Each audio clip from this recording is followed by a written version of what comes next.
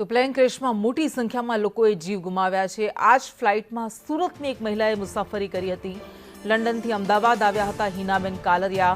Plane ક્રેશના 1.5 કલાક પહેલા જ તેઓ અમદાવાદ એરપોર્ટ પર ઉતર્યા। ફ્લાઇટમાં પહેલેથી જ ખામી હોવાનો હિનાબેને આક્ષેપ કર્યો।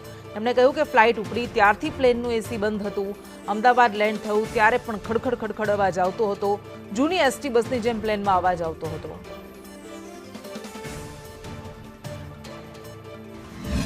અમદાવાદમાં ગતરોજ અમદાવાદથી લંડન જતી જે ફ્લાઇટ જે છે ક્રેશ થયું છે ત્યારે તે જ ફ્લાઇટમાં લંડનથી અમદાવાદ સુરતની એક બેન હિનાબેન છે તે સુરત આવ્યા હતા। હિનાબેને પોતાની એક આપવીતી જણાવી છે।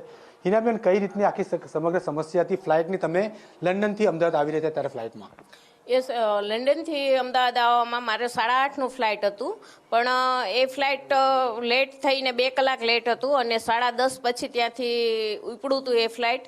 અને એમાં મને ક્યાંક અંશે તો એવું લાગતું હતું કે ભાઈ મને કાંઈક ડર લાગે છે। એનું ડિસ્પ્લે બંધ હતી, એમનું એસી બંધ હતું। મેં એર હોસ્ટેલને કીધેલું પણ ખરું કે ભાઈ એસી ચાલુ કરો, મને ગરમી થાય છે। અને જ્યારે ડિસ્પ્લે બંધ હતું ત્યારે પણ મેં એમને કીધેલું કે ડિસ્પ્લે ચાલુ કરો, મારે પિક્ચર જોવું છે। તો એમને કીધું એમને ટચ નહીં કરતા, બધા ડિસ્પ્લે બંધ છે એ રીતે। અને મને એવું પણ લાગતું હતું ક્યાંક અવાજ આવતો હતો ફ્લાઇટમાં ક્યારેક ક્યારેક, જ્યારે ઉપર ચડ્યું ત્યારે, જ્યારે નીચે ઉતરું ત્યારે। તો મેં ભગવાનને પણ યાદ કરેલા કે ભગવાન હું શાંતિથી ઘરે પહોંચી જાઉં, કારણ કે ત્યારે કાંઈક જલ્દીથી નીચે ઉતરી ગયું અને આમ થોડોક અવાજ આવતો હોય એવું લાગ્યું। જ્યારે હું ઇજિપ્તમાં ગઈ હતી ત્યારે આવો કોઈ અનુભવ મને નહોતો થયો, હું શાંતિથી ત્યાં પહોંચી ગઈ હતી અને મને કાંઈ ડર પણ નહોતો લાગતો। પણ અહીંયા મને કાંઈક ડર લાગતો હતો। અને મારી સાથે 3 બુઝુર્ગો પણ હતા જે એમના દીકરાઓ અને દીકરીઓ મને સોંપ્યા હતા કે એમને અમદાવાદ ઉતારી અને એમના પેરેન્ટ્સને, એમના જે સગાવાલા આવે એમને સોંપી દેજો એ કરીને।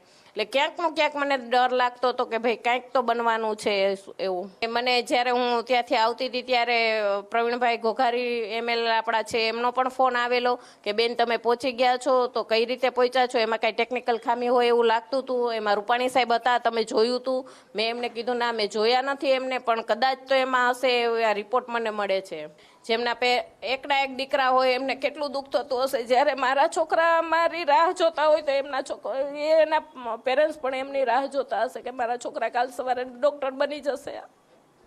હિનાબેન છે જેઓ લંડનથી અમદાવાદ ફ્લાઇટમાં આવ્યા હતા, હાલ રડી રહ્યા છે કારણ કે તે જ ફ્લાઇટમાં ઘણી બધી ખામીઓ હતી। તેઓએ પોતાની આપવીતી સંદેશ ન્યૂઝ સામે કહી છે કે કઈ રીતની ખામીઓ હતી।